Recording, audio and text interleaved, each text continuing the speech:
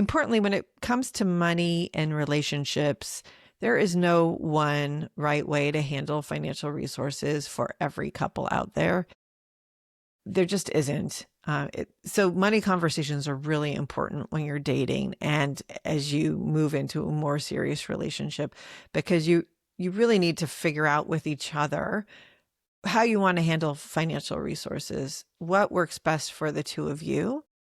And I think it's really important as a couple is navigating that question to make sure that they're putting guardrails in place so that they're creating ways to be transparent with each other about their financial resources, and especially as they're moving toward marriage or in a marriage, because you want to have transparency. You want to make sure your partner has access to joint resources.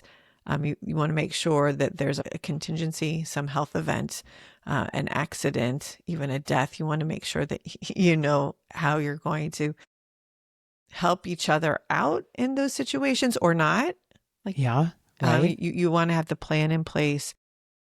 Certainly, you want to think about when you're in that conversation, what's worked well for us in the past. So in our relationship so far, are we happy with the way we've been handling money?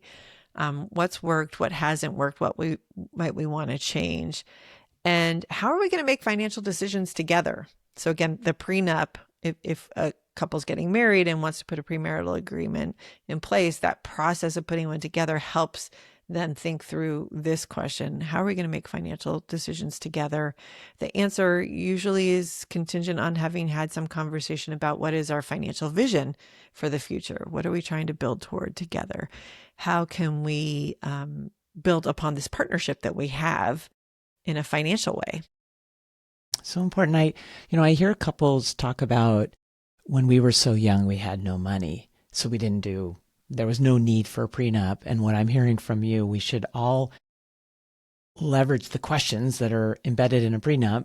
You don't have to even go through the process, but these are such good questions to explore, and they'll evolve as you grow up. But they're really important questions, and I even want to bring them into our relationship. I've been married now, gosh, how many years? 13 years, I think. And these are great questions. They're dialogues to be having. They are, and things change, right? That's right. When we're at the beginning of a relationship, we might have certain values, and because of life experiences we have along the way, our values might shift.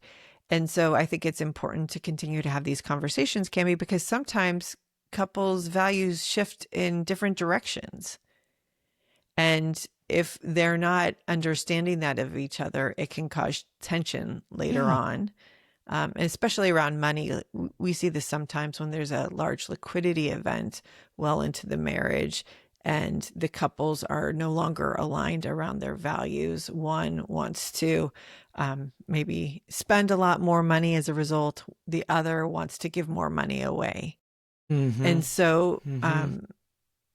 so there's some more level setting that needs to be done to get everyone back onto the same page. And sometimes that doesn't happen.